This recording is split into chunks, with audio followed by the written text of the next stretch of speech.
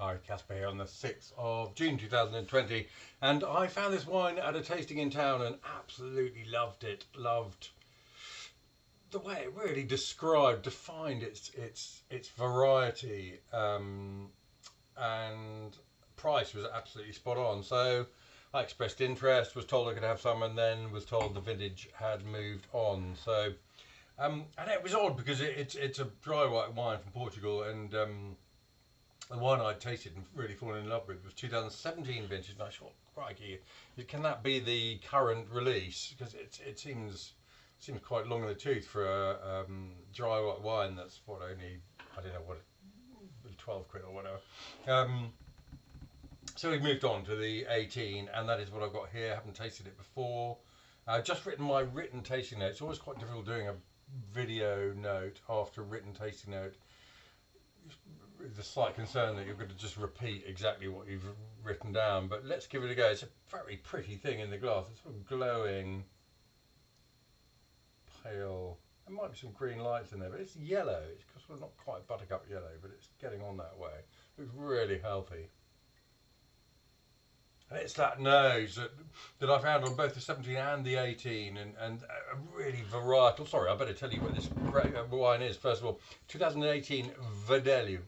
Verdelho from the Quinta da Alorna, from the Tejo in Portugal. Verdelho,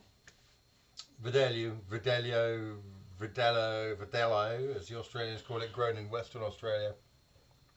Also on the island of Madeira, has a particular character, and I think this wine is such a daily drinker wine because it actually absolutely sums up Verdelho, and I think people drink a bottle of this and they'll know all about the grape variety thereafter.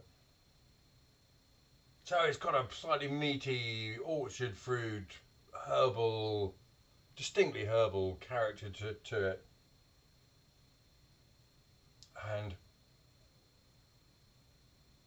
saying what those herbs exactly are is difficult. Why don't you tell me? Gosh, if you try this, let me know. But a bit of golden delicious apple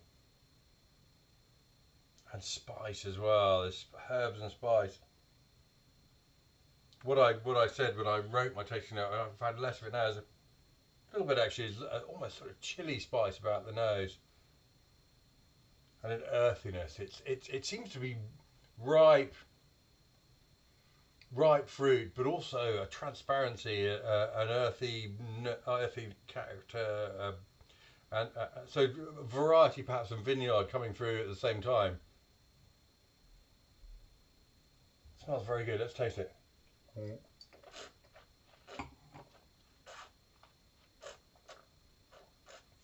I mean, for a wine of 12.5% alcohol, it's got real presence in the mouth. It's got lovely density, and a structure comes across almost slightly tannic, as sort of earthy, earthy texture, particularly towards the back.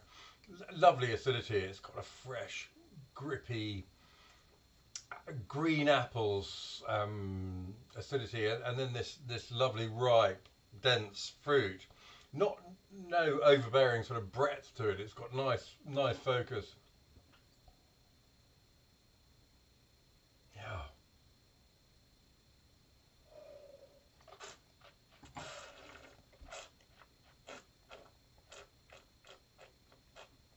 Spice again on the palate. Nice grip. It's a long thing. And then develops this super crunchy, juicy energy towards the back.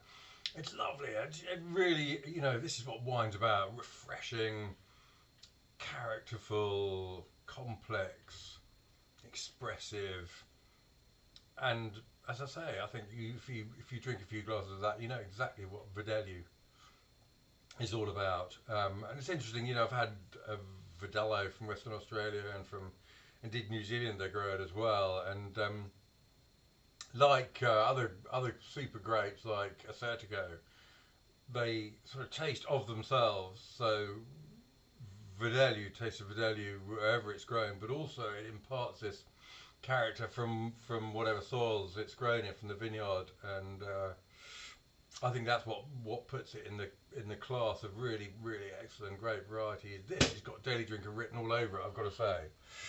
So perhaps in the next Daily Drinker samples list will appear. But in the meantime, I am enjoying it enormously. It's absolutely delicious. That has been 2018 Verdelho from the Quinta da Alorna in the Tejo in Portugal. A fabulous thing it is. Absolutely lovely. Love it.